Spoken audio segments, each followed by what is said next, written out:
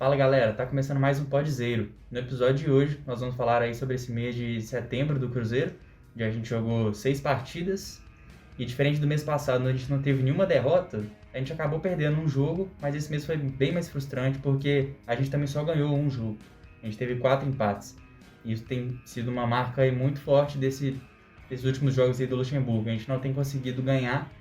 A gente ficou por um tempo aí com essa fama de invicto, né? A gente ficou muito tempo sem perder, mas a gente pontuou muito pouco dentro do nosso desejo de subir para a Série A, e a gente hoje em dia já vê isso como uma coisa quase impossível, e o nosso foco tem que ser realmente se salvar, conseguir esses 45 pontos e ficar mais tranquilo na tabela.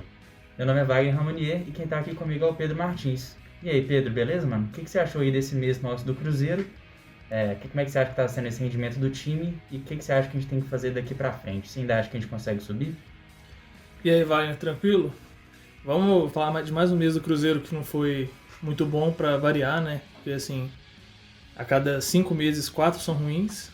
Isso se a gente considerar o melhor dos cenários, já que a gente até hoje não esteve nenhuma vez no top 10 da Série B, né? Desde a nossa primeira Série B, infelizmente. Mas, é igual você disse, foi um mês que a gente, apesar de ter perdido pouco, né? Foi apenas uma derrota em 6 jogos, também não foi um mês de aproveitamento muito bom, porque empate você só consegue um ponto, né? Você só consegue 33% dos pontos, e foram 4 empates esse mês. Então, assim, é aquela questão de vencibilidade inútil, né? Porque você, apesar de não perder, você não sai do lugar também, já que você não tá ganhando. Mas vamos conversar um pouco sobre isso, porque o Cruzeiro claramente está voltando a apresentar vários problemas que a gente estava acostumado a ver, né? Sim, com certeza. E com isso a gente vai caminhando aí, se tudo der certo, para o nosso terceiro ano de Série B. É uma coisa muito frustrante, né? A gente imaginou que conseguisse subir mais rápido. Claro que a gente sabia que seria muito difícil, né? A gente não achou que iria jogar a Série B e ia deitar de braçada, ia ser o melhor time. A gente era ciente que teria muitas dificuldades. Mas pensar que a gente está indo para o nosso terceiro ano consecutivo na Série B é muito frustrante, principalmente porque não é um terceiro ano que a gente consegue também projetar uma melhora muito concreta, porque se a gente for olhar aquela questão do elenco, né, que a gente conversa bastante, não tem tantos elencos na Série B mais qualificados que o nosso. O Cruzeiro é um dos elencos mais caros, se não o mais caro, e o Cruzeiro gasta muito em jogadores ruins e também em jogadores que em teoria não são tão ruins, né? A gente tem no nosso elenco jogadores interessantes, jogadores que seriam titulares em qualquer um dos outros times da Série B, mas a gente está tão cheio de problema que acaba as coisas não dando certo mais uma vez. Para a gente se situar agora, né? Nesse último mês a gente conseguiu ter uma mínima esperança de acesso, a gente conseguiu sonhar um pouco, porque o time teve algumas boas atuações, é verdade, mas a realidade é que a gente está em 15º na tabela e a gente sempre esteve na parte de baixo, mas a gente em alguns momentos chegou um pouquinho mais perto de uma diferença menor de pontos para o G4 e tudo mais, mas agora a gente está em 15º com 32 pontos. É uma pontuação muito baixa e ainda mais tendo em vista que o primeiro time na zona de rebaixamento tem 27, que é o Londrina. Então, se a gente perde 2 jogos e ele ganha 2, que você perder 2 jogos é normal, o Londrina ganhar 2 seguidos vai ser um pouco difícil, mas só colocando essa hipótese, eles já vão ultrapassar a gente. E se a gente parar para pensar que nas próximas 3 rodadas a gente vai pegar o Coritiba fora e o Botafogo em casa, que são literalmente, né, os 2 primeiros colocados ali na Série B, a gente tem que ficar com o alerta ligado mesmo, porque não dá para brincar, não dá para perder ponto. E, inclusive, o nosso próximo jogo é contra o Lanterna, que é o Brasil de Pelotas, que é um time que tem apenas 16 pontos na competição e ganhou só 2 jogos. Então, a gente precisa muito dessa vitória para dar uma respirada, porque os próximos jogos depois deles vão ser uma pedreira muito grande. O que você acha, como é que você acha que vai ser nesses próximos jogos? E o que você acha que dá para o Luxemburgo, por exemplo, mudar? Se você acha que a escalação dele está sendo interessante? Eu acho que no começo ele estava escalando muito bem, mas particularmente eu acho que nos últimos jogos ele já deu sinais de errar bastante, tanto na escalação quanto nas mexidas. Com certeza. O último jogo pareceu que ele entrou no modo Bingão do Mozart, né? Porque a gente vê algumas escolhas que a gente já condenou bastante, que a gente claramente já percebeu que não funciona. Como o Felipe Augusto de lateral, O Felipe Augusto, em qualquer lugar do campo, na verdade, ele não funciona muito bem, né? Ele é um cara que ele é muito esforçado, ele, assim... Pô, é difícil. Ele é um cara que tá ali fazendo o trabalho dele honestamente, né? Ele não tá fazendo sacanagem com o Cruzeiro nem nada desse tipo, mas ele é um jogador muito fraco. Ele não é um jogador para nível de Cruzeiro. Ele é um cara que não tem um... Ele tem um nível técnico muito baixo, apesar de correr bastante, né? E se esforçar muito, mas não é o suficiente para você ser titular do Cruzeiro, talvez nem sequer fazer parte do elenco do Cruzeiro. E assim, a gente pelo menos conseguiu ver algumas coisas positivas, como oportunidade para alguns jogadores como o Marco Antônio, né, que demonstrou que não só é muito estranho ele não ter recebido oportunidade durante todo esse tempo, já que o pouco que ele entrou conseguiu ser importante, conseguiu ajudar, conseguiu inclusive ser decisivo em alguns jogos, mas a gente tem que ver também algumas questões de jogadores que talvez sejam considerados intocáveis, né, nesse time titular, nesse elenco do Cruzeiro, que não apresentem um nível realmente de jogador que tem essa moral toda. Como é o caso, por exemplo, do nosso duplo de zaga, né, do Ramon e do Brock. O Ramon, apesar de fazer alguns gols, né, que ajudam a gente a conseguir bons resultados, ele defensivamente tem falhado constantemente, né, vários jogos aí desse mês ele falhou feio. O Brock, a mesma coisa, o Brock é um zagueiro que falha muito e de um nível técnico muito baixo, né, ele não tem a saída de bola boa, ele não é rápido, ele é totalmente desengonçado, né, a gente consegue perceber isso em vários lances, até para o momento defensivo, assim, às vezes que ele tem que girar o corpo para fazer um movimento defensivo normal, sabe, de acompanhar o atacante, ou de fazer uma inversão de bola de um lado para o outro. O balanço defensivo, ele às vezes demora muito para chegar. Então, assim, são escolhas e são jogadores que não têm demonstrado um nível muito bom. Né? E se você não dá a oportunidade para outros jogadores que estão no banco, que podem apresentar um nível melhor, que podem entrar com vontade de mostrar alguma coisa, acaba acontecendo uma acomodação. E isso faz com que o nível seja pior, né? E que acabe acontecendo exatamente o que está acontecendo atualmente no Cruzeiro. Eu até fazendo um contraponto, eu acho que um dos méritos do Luxemburgo tem sido algumas alternativas que ele trouxe para o time, principalmente na parte ofensiva, de certa forma recuperando alguns jogadores, como foi o caso do Claudinho, que teve um rendimento bom, né, esse mês, que ele cresceu, conseguiu fazer gols, né, ele não tinha feito gol ainda com a camisa do Cruzeiro, então ele desencantou, ele ajudou o time, o próprio Thiago, ele usou... Enfim, o Marco Antônio, como você citou, né? E o Nonoca também, que voltou. O Nonoca que inclusive dá muito azar, né? Sempre que o cara entra, faz bons jogos, mas aí ele tem uma lesão. Aí quando ele volta, ele às vezes demora um pouquinho para se adaptar. Então ele é um cara que tem se esforçado bastante, que a gente vê, mas infelizmente as coisas não dão tão certo para ele, assim. Mas só pontuando isso, mas eu concordo 100% com isso que você falou, principalmente da nossa defesa. Né? E eu acho que essa dupla de zaga nossa realmente é muito fraca tecnicamente, né? Ano passado a gente comenta que a gente tinha o Manuel que dava uma segurança boa, o Ramon conseguia fazer bons jogos do lado dele, mas esse ano realmente o Ramon caiu bastante, né? Mesmo ele fazendo esses 2 gols, ele não é suficiente, né? Assim, o Brock até ajuda às vezes em momentos ofensivos, que era uma coisa... né? Quando aconteceu pela primeira vez, todo mundo ficou meio surpreso, né? Quando ele se posiciona para bater uma falta. Mas ele até pega bem na bola, às vezes, assim, né? Pega forte, né, na verdade. E às vezes ele acaba acertando. No último jogo ele acertou uma bola no travessão que poderia ter dado o ponto pra gente. Os 3 pontos, no caso, né? Tava empatado o jogo. E o gol, inclusive, foi do Ramon. Então, assim, é uma coisa meio paradoxal mesmo, né?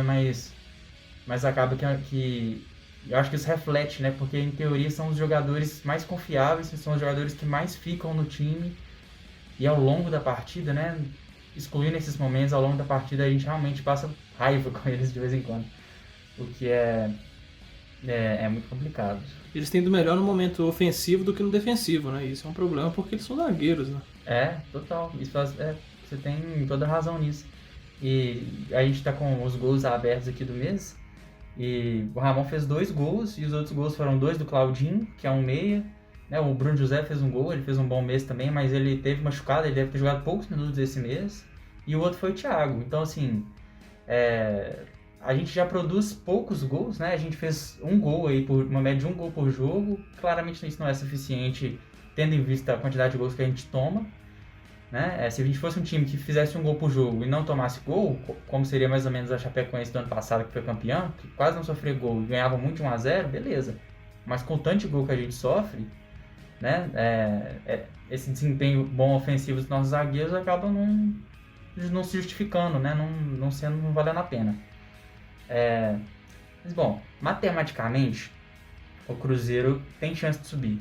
Na entrevista depois do jogo, o Brock falou que eles vão lutar até o final, que o Cruzeiro vai tentar subir, vai jogar, tem que ganhar todas praticamente, eles vão fazer isso até onde tiver chance, não sei o quê. Eu entendo que pro jogador, pro técnico, pra quem tá dentro, esse realmente tem que ser o discurso, né? Eles vão chegar e falar assim, não dá mais, tipo, jogar a toalha e tal, mas eu vejo que, pelo menos a partir do jogo, contra o Operário, eu acho que esse foi um jogo muito simbólico pro Cruzeiro, né? O Cruzeiro tinha vindo de uma boa vitória ali contra a Ponte, né? Tinha empatado com o Goiás fora, que o Goiás era um time que estava no G4, eu acho que ainda está, inclusive. E o Cruzeiro ganha depois da Ponte, e o Cruzeiro ganha do Operário, né? Tava ali ganhando o jogo, e tem toda aquela situação da arbitragem, aquele lance que supostamente a bola pega no braço do Marco Antônio. Aparece a imagem depois, enfim, toda aquela situação do VAR que a gente lembra, e eu acho que isso foi um baque pro Cruzeiro, né? Eu acho que depois daquilo o Cruzeiro não conseguiu fazer boas partidas. Eu acho que contra o Vasco, o Luxemburgo expulso, né? O Cruzeiro entrou muito mal escalado, jogou muito mal. Depois perdeu pro CSA em casa, que foi uma partida muito triste. E nesse último jogo contra o Guarani, o Cruzeiro foi apático, não conseguiu lutar, não conseguiu fazer coisa boa. Então, eu vejo que desde desse resultado negativo contra o Operário, o Cruzeiro cansou. Tipo assim, o Cruzeiro já estava dando seu máximo e percebeu que não seria o suficiente. Embora o discurso ainda seja que o Cruzeiro pode e vai lutar para subir. Eu queria saber, fundamentalmente, o que você acha disso. Eu acho que assim, hoje a gente tem que olhar mais para baixo na tabela do que para a parte de cima, né? Até porque se você for ver a diferença de pontos e também até a diferença de colocações, é muito mais óbvio que a gente está muito mais numa luta contra o rebaixamento do que numa luta para subir de divisão.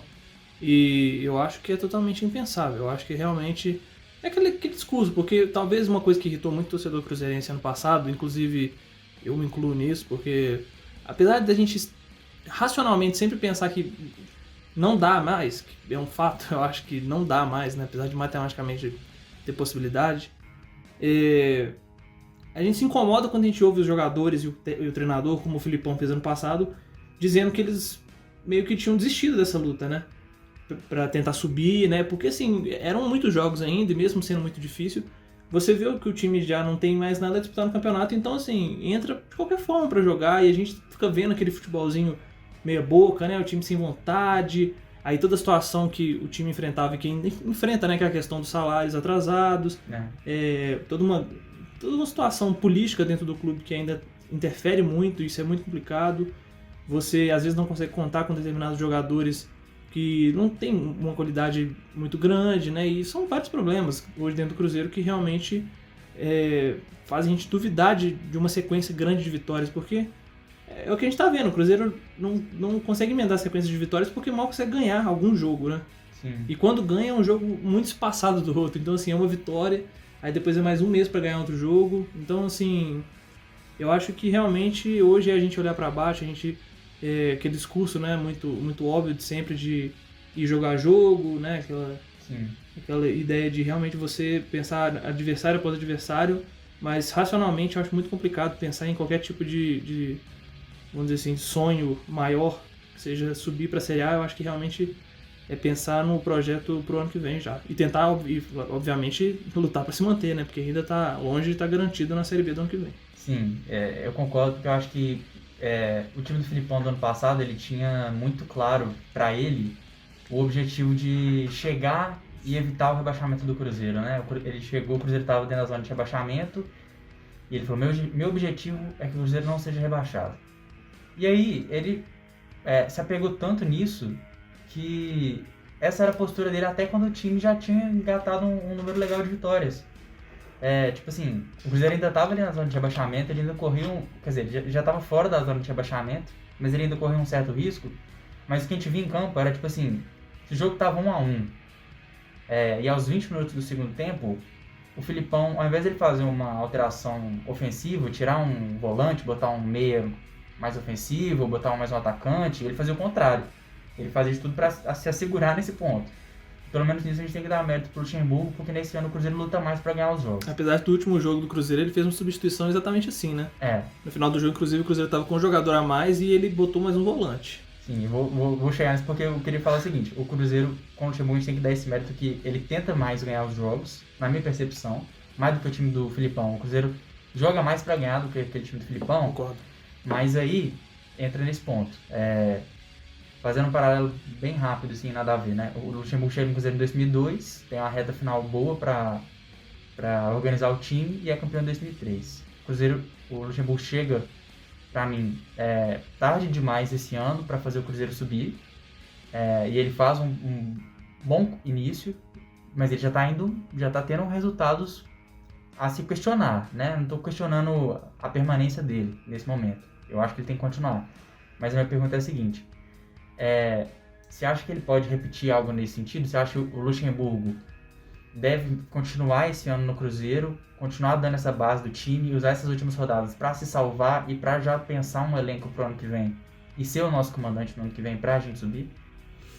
Olha, apesar de talvez um discurso meu antes do Luxemburgo ser contratado, de que eu não apostaria no Luxemburgo, né, de que realmente para mim não era a solução no momento. E, assim, eu sou geralmente a favor de técnicos, vamos dizer assim, que são considerados mais modernos, né?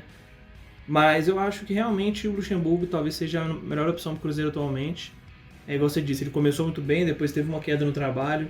Eu acho que é muito complicado para qualquer treinador hoje fazer um trabalho bom no Cruzeiro, um trabalho consistente. É só a gente ver os últimos treinadores que a gente teve. O Anderson Moreira hoje é o segundo colocado do Campeonato Brasileiro com o Botafogo, né? E o cara quase não perde. O cara ganhou quase todos os jogos no Botafogo, que tem um time que, assim, não dá pra falar que é muito melhor do que os times que a gente teve nos últimos 2 anos. Mesmo, o Botafogo tá em segundo, né? Sim. Vamos colocar os 3 últimos. 3 últimos não, porque o Filipão tá treinando no Grêmio, que tá na Série A. Vamos pegar aí os outros 3 que treinaram o Cruzeiro ultimamente.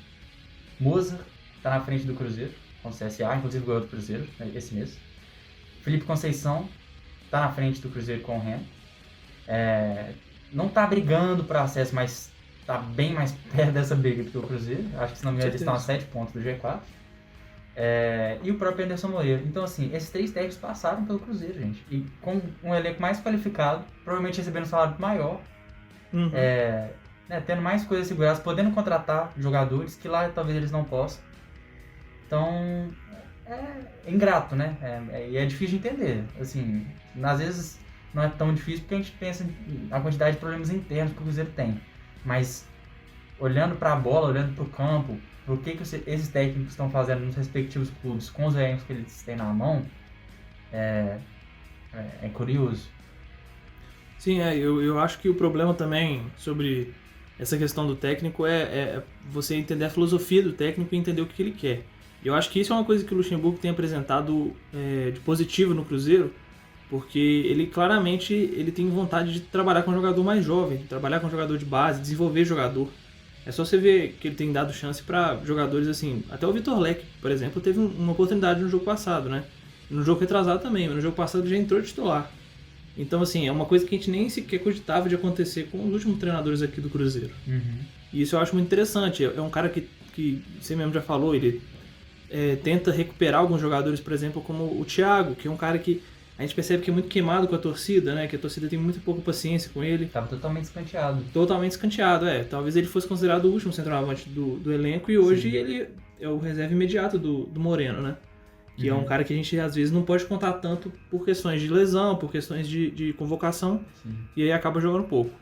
E eu acho que é importante isso, você dar confiança para esse tipo de jogador que é novo e ainda não tá com um psicológico, vamos dizer assim, um psicológico pro futebol tão pronto, porque esses caras eles sentem muito mais fácil qualquer tipo de variação de momento do clube e do próprio momento também, né? Quando eles têm um jogo pior, eles tendem a sentir um pouco mais isso do que um jogador mais pronto, isso é natural.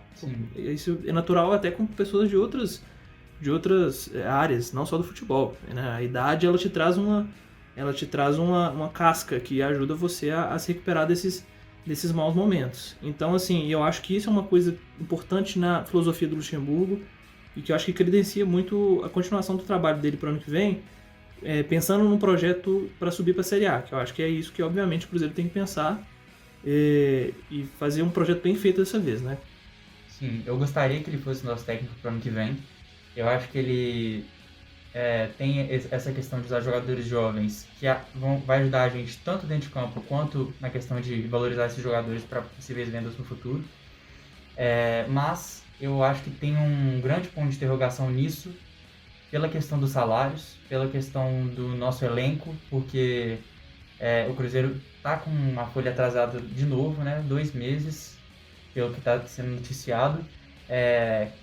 E tem o administrativo, tem a base, tem o feminino. O Cruzeiro está muito apertado. O Pedro Lourenço já sinalizou que ele não vai ter como pagar nada agora, porque o dinheiro que ele colocou para pagar os salários atrasados quando o Vanderlei Luxemburgo chegou foi um adiantamento da cota de patrocínios do Cruzeiro de 2023.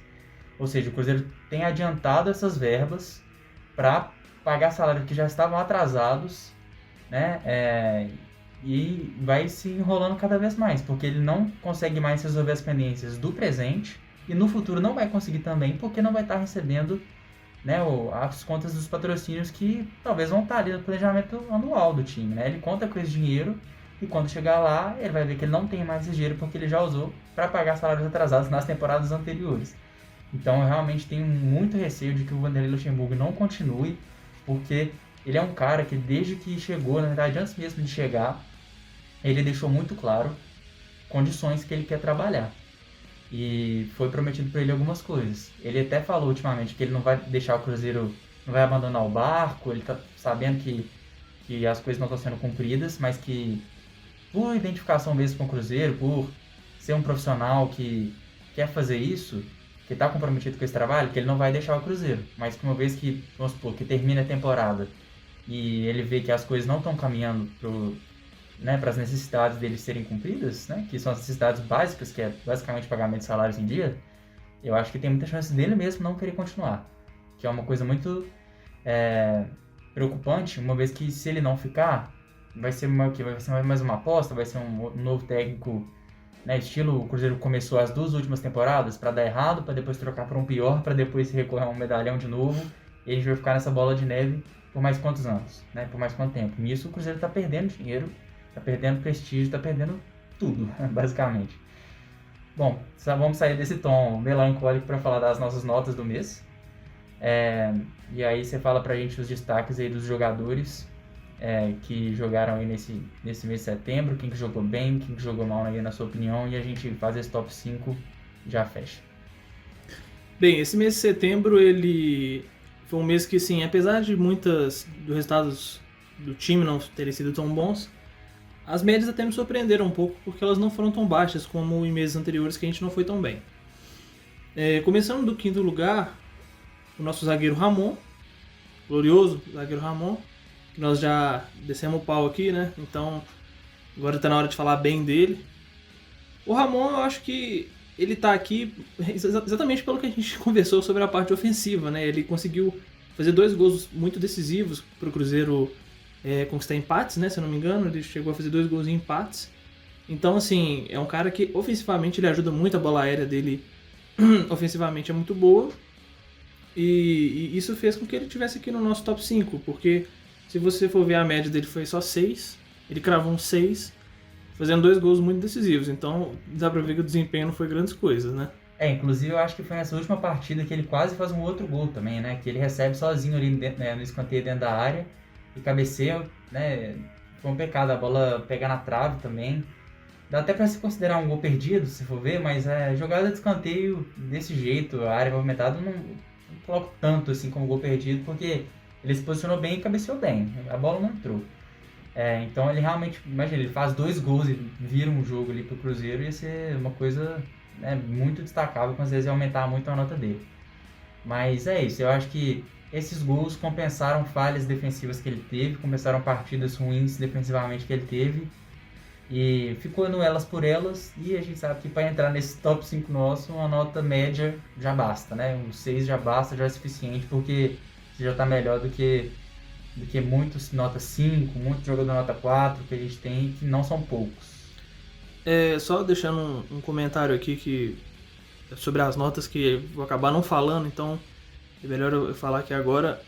Pela primeira vez nos últimos 2 anos, um jogador recebeu uma nota 0, que foi o senhor Rafael Sobis no penúltimo jogo, né?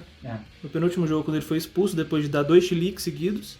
E por ter esgotado a minha paciência, eu dei uma nota 0 pela primeira vez. Então, parabéns pro senhor Rafael Sobis aí, tá assim, fazendo um ano maravilhoso essa temporada pelo Cruzeiro. Inclusive, só apontando, né? O zagueiro Ramon, que é o nosso 5º lugar, tem o mesmo número de contribuições para gol de Rafael Sobis nessa temporada na Série B. O Ramon tem 3 gols na Série B, Rafael Sobis tem 1 gol e 2 assistências, totalizando aí 3 participações diretas em gol. Lembrando que ele é um atacante, lembrando que ele recebe um bom dinheiro aí para fazer gol e dar assistência, mas tudo que ele sabe fazer é dar chilique, tomar cartão, reclamar que tá ficando no banco, derrubar treinador, enfim, qualidades não faltam. Indo para o nosso 4º lugar, eu acho que pra gente vai ser muito fácil falar desse 4º lugar, que é o Marco Antônio. Foram 4 partidas esse mês e uma nota média de 6,4. O Marco Antônio era um pedido nosso aqui, já tinha muito tempo. É um pedido nosso, na verdade, eu acho que talvez antes da gente gravar o podcast, que é um jogador que, para quem acompanha a base do Cruzeiro há mais tempo, sabe das qualidades do Marco Antônio, do potencial mesmo que ele tinha, né? Porque é um cara que, sendo bem desenvolvido, né? Porque ele claramente ainda tem algumas deficiências, né? É um jogador que talvez falta um pouco de intensidade nele, é um jogador que talvez seja considerado, vamos dizer assim, um jogador clássico, né? Que é sempre uma armadilha, porque isso acaba não sendo um elogio, não, geralmente, né? É igual o Ganso. O jogador clássico, geralmente, é um jogador mais lento, pouco intenso. É um jogador para os anos 60, 70 é meio complicado jogar atualmente. Mas o Marco Antônio é um cara que ganhou força física, ganhou massa muscular. E com o Luxemburgo, que parece ter pensado numa nova forma dele atuar, né? Atuar mais de frente pro campo, atuar menos como um camisa 10 e mais como um camisa 8. Ele conseguiu entrar muito bem nos jogos do Cruzeiro, ele se mostra muito lúcido com a bola, ele consegue sempre, passes quebram linhas, ele sempre arrisca muito, ele chuta de fora da área. Chegou já a dar uma assistência esse mês, né? E também ir para 2 assistências, na verdade, né? Naquele jogo que teve o gol anulado, né? Aquela situação toda. Sim, chegou a botar a bola na trave, exatamente. Criar ótimas chances de gol pro Cruzeiro. Sim, e ele entrou assim muito bem, né? Ele não se mostrou assustado, não foi aquele tipo de jogador que nos primeiros toques ele costuma errar bastante. Ele é um cara que ele é muito preciso no que ele faz, ele é muito seguro, ele é muito lúcido. E assim, mostra o quão absurdo foi esse tempo todo o Marco Antônio não ter recebido nenhuma chance. Porque, claro que é necessário um processo de amadurecimento do cara dentro do elenco, né? Treinar com um time profissional, ganhar massa muscular, fazer uma transição bem feita. Mas assim, o Marco Antônio ele não recebia nenhuma chance. Ele fez uma transição de 2 anos. Então é uma coisa muito estranha, uma coisa que a gente não consegue entender. Mas pelo menos agora... o Luxemburgo dando oportunidade para ele, eu acho que é uma coisa natural que com o tempo o Marco Antônio vire até um titular do Cruzeiro. Eu não é surpresa nenhuma para mim que ele esteja no top 5. Ele já até foi titular em algumas partidas e ele tem evoluído, sim. Eu acho que ele ficou um pouco estigmatizado com esse negócio do 10 clássico, porque ele era um jogador que na base dava muitas assistências, que tinha um passe muito bom, um passe longo muito bom, né, um lançamento, muita visão de jogo. Então as pessoas às vezes viam isso, ou viam melhores momentos e viam, não, o Cruzeiro tem um camisa 10, o Cruzeiro tem um cara que dá enfiadas de bola ótimas. Mas eu acho que por outro lado, ele é um cara que é bem diferente do camisa 10 clássico, né? Jogando pelo profissional, fazendo essa posição de praticamente de segundo volante. Se a gente compara ele com o Marcinho, por exemplo, que é um cara que joga mais adiantado, que é um cara que encosta mais no atacante, o Marcinho é muito mais um camisa 10 clássico para mim. O Marco Antônio, ele participa muito mais do jogo, ele toca muito mais na bola, ele aparece muito mais para jogar. O volante domina a bola, ele já aparece ali do lado, ele já recebe com 2 toques na bola, ele já dominou e já jogou a bola no outro lado do campo, para um companheiro que vai estar melhor posicionado. Ele é um cara ativo. Eu concordo nisso que você fala sobre ele não ser o cara mais intenso, mas eu acho que ele já é um cara muito participativo e que essa intensidade vem justamente com isso. E que com esse trabalho que ele tem sido de jogar nessa posição que não era que ele estava mais acostumado, embora ele já tivesse feito, isso vai crescer mais ainda. Então eu acho que ele tem tem o passe de um camisa 10 clássico, mas pode desenvolver outras qualidades que vão deixar ele um jogador incrível no futuro. Então, a gente sempre rasga elogios para ele, mas eu acho que a cada vez mais que ele joga, nossos elogios vão se justificando, porque ele vem fazendo por onde, na minha opinião. Exato. Passando agora para o nosso terceiro colocado, Bruno José, mais um mês aqui no nosso top 5, né? Fez apenas 3 jogos e nem sequer foram 3 jogos completos. Ele, na verdade, se eu não me engano, o Bruno José chegou a jogar um jogo completo só esse mês. Eu posso estar falando bobagem, mas eu sei que não foram os 3. Eu acho que ele não jogou nenhum jogo completo. Eu acho que ele tava machucado, aí ele volta de lesão e joga o segundo tempo de uma partida. Uhum. No outro jogo ele não entra, depois ele entra no final e nesse último jogo acho que ele não começou também. Não começou, ele entrou depois. Ao longo da partida. Isso. Então eu posso estar enganado, mas eu acho que ele não jogou 90 minutos seguidos. É isso. Mas assim, mesmo assim, a gente percebe que o Bruno José é um cara muito importante no elenco do Cruzeiro, né? Ele sempre, com o jogo titular, entrando durante os jogos, ele sempre dá muita vontade, ele sempre se esforça muito pelo time e consegue contribuir ofensivamente, né? Ele não é só um cara que se esforça, como é o caso do Felipe Augusto, né? Como a gente disse aqui no começo. Ele é um cara que se esforça e contribui. Ele contribui com gols, ele contribui com assistências, ele quebra a marcação com velocidade, com drible. E defensivamente também ele é um cara muito importante, né? Ele sempre consegue fazer uma recomposição bem interessante. E eu acho que não tem muito o que falar do Bruno José, né? A gente fala muito bem dele aqui desde o começo da temporada e eu acho que fica até um pouco repetitivo. O Bruno José, ele é um cara que talvez tenha sido o mais regular do Cruzeiro se considerar o campeonato inteiro, né? Eu acho que sim. Eu acho que o Claudinho, só pontuar que eu acho que ele teve um mês muito bom. Ele não, já dando spoiler que ele não tá no nosso top 5, né? Mas ele teve um mês bom, né? Ele fez gols, ele participou bem, ele ficou no top 5 do mês passado e repetiu bom desempenho nesse mês. Não o suficiente para entrar no top 5, né? Mas muitas vezes ele jogou de meia direita nesse mês, né? O Giovani jogou mais centralizado, Felipe Augusto pela esquerda, ou o próprio Dudu, que jogou algumas vezes, né? E o Claudinho jogou ali pela direita, e aí ficava muito nítido, quando o Bruno José entrava no lugar dele, o impacto que ele tem no jogo. Porque o Claudinho é um jogador muito habilidoso, né? Joga muito jogando por dentro, acha bons passes, né? Um cara que tem uma técnica boa, tem bons dribles. Mas o Bruno José é um cara mais agressivo, né? Um cara que parte mais pra linha de fundo. É mais incisivo, né? Mais incisivo. Ele pode não ser tão... Eu acho, inclusive, que o Claudinho é mais habilidoso Sim, que o Bruno José com a bola no pé. Mas o Bruno José, em determinadas circunstâncias do jogo, ele é mais produtivo pro Cruzeiro. E eu acho que isso está sendo recompensado para ele e pro Cruzeiro também. Então, merecidíssimo essa posição do Bruno José no nosso top 5. Mesmo ele tendo feito poucas partidas, poucos minutos, os minutos que ele jogou em campo, ele fez a diferença. É isso aí. Passando agora para o nosso segundo colocado, o goleirão Fábio, né? Que esse mês fez talvez o melhor mês dele pelo Cruzeiro nos últimos 2 anos, eu acho. O aniversariante do mês, né? O Fábio, completando 41 anos. E foi muito importante, né? Acho que principalmente naquele jogo contra o Vasco, que assim... Foram inúmeras defesas muito boas e defesas difíceis. Ele mostrou um nível que, assim, é o que a gente espera do Fábio, né? É o que a gente espera de um goleiro que, há pouco tempo atrás, era considerado um dos melhores do Brasil, né? Se não for, talvez, o melhor por algum tempo. Então, assim, ele sendo importante, sendo decisivo, assim, pro Cruzeiro igual ele tem sido, cara, eu acho que é o que a gente realmente precisa, né? É o que a gente espera, porque ainda mais considerando que a nossa defesa tem sido muito falha, né? Então... O Fábio acaba sendo muito acionado sempre, como ele já era nos meses anteriores. A diferença é que nos meses anteriores ele não estava apresentando um nível tão alto. E aí, como a defesa falhava, ele também falhava algumas vezes. E aí acabava que a gente tomava 2, 3 gols por jogo.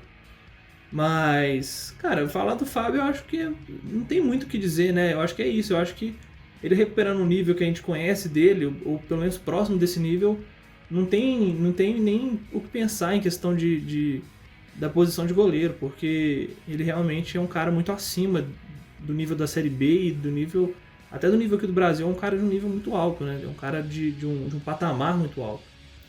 Então acho que eu vou até passar para você de uma vez, porque não tem muito o que dizer do Fábio, não. Eu acho que ele realmente teve um mês muito bom, né? O Cruzeiro sofreu gol praticamente em todas as partidas, mas ele teve atuações muito seguras. E é aquilo, né? Na hora de criticar, a gente critica, então na hora de elogiar, vamos elogiar também, né? Essa partida dele contra o Vasco, ele fez pelo menos 3 defesas ali muito boas, né? E ajudou a gente a conquistar esse ponto num jogo muito difícil, um jogo onde o Cruzeiro tinha tudo para perder, né? E a gente até achou que o Cruzeiro tinha perdido, e aí no final teve aquela confusão na transmissão, né? O Cruzeiro empatou o jogo. Enfim, foi um bom mês do Fábio, completou aí seus 41 anos, tá quase completando aí 1000 jogos com a camisa do Cruzeiro. Então, parabéns, Fábio. Parabéns. É isso aí, nosso goleirão Fábio. Falando agora do nosso primeiro colocado, o Wellington Nem. Foram 4 partidas esse mês, né? O Wellington Nem já começou a apresentar um pouquinho mais de problemas físicos esse mês, que talvez seja o grande problema dele, né, na carreira e nos últimos anos principalmente. Mas ainda conseguiu apresentar um nível muito bom, principalmente nos jogos iniciais, né, desse mês. Uma nota média de 6,6. Cara, o Wellington Nem, eu acho que tecnicamente ele é muito acima dos nossos jogadores de ataque, né? É um cara que ele tem um drible muito bom, ele tem uma velocidade ainda, apesar de todos os problemas de lesão que ele teve, né? Que é uma coisa que sempre complica realmente essa parte de explosão do jogador. Mesmo ele ainda não sendo um jogador velho, né? Um jogador que ainda está numa idade muito boa, 29 anos, né? Ele ainda conseguiu apresentar uma velocidade boa e um nível de futebol bom. E ele está sendo um cara importante para o Cruzeiro. Eu acho que mantendo essa parte física em dia, que eu acho que é uma coisa que o Luxemburgo está trabalhando, de realmente não fazer uma grande sequência de jogos para ele, né? E às vezes botar ele no banco mesmo para entrar durante o jogo, mesmo você considerando que ele é talvez o nosso melhor jogador de ataque, né? Porque é muito complicado. Às vezes é melhor você contar com um cara 100% em alguns jogos do que contar com um jogador que vai estar 20%, 30% e depois até pode ter uma lesão séria e ficar fora por muito tempo, né? Porque ainda mais jogador de lado de campo, que é um grande problema do nosso elenco, talvez seja a posição que a gente tem uma deficiência maior. Mais uma vez, né, o Wellington Nem sendo aí o primeiro lugar no nosso top 5, e eu acho isso impressionante porque em campo ele entrega muito quando ele joga, quando ele tem minutagem, ele tem entregado muito, né, principalmente mais recentemente. Mas ele é um cara que, ao mesmo tempo que ele entrega muito dentro da dinâmica do jogo, ele é um cara que não faz muitos gols e não dá muitas assistências, né? Se a gente for olhar os números da temporada, eu acho que não é o nosso líder de assistências. Ele tem 2 assistências. Pois eu acho que... E 0 gols. Não fez gol ainda com a camisa do Cruzeiro, né? Por exemplo, Marcinho, Bruno José, tudo mais. Claudinho, que fez gol esse mês. Então, a gente tem jogadores de beirada de campo que são mais... fazem mais gols e dão mais assistências, mas a gente realmente vê no Wellington Nem, dentro de campo, ali na dinâmica do jogo, um cara que, quando domina a bola, parece que sabe o que quer fazer com ela, né? Parece que sabe a hora de arriscar um drible, a hora de arriscar um chute de fora da área, e tem uma velocidade boa, né? É um jogador que tem realmente problemas físicos, mas que, quando está em campo e quando parece estar bem fisicamente, pode fazer a diferença para o Cruzeiro. E ainda não tem feito essa diferença com gols, mas tem feito, deixando o nosso meio de campo muito bem qualificado. E é isso, top 5. Bom, esse foi o nosso top 5 do mês. Acho que a gente já falou muita bobeira hoje. Vamos deixar o episódio por aqui, né? Muito obrigado você que ouviu até aqui. E não se esqueça de se inscrever no canal, aquela coisa toda, né? Mandar para os amigos, seguir a gente nas redes sociais, tudo é @podzeiro. E até o próximo episódio.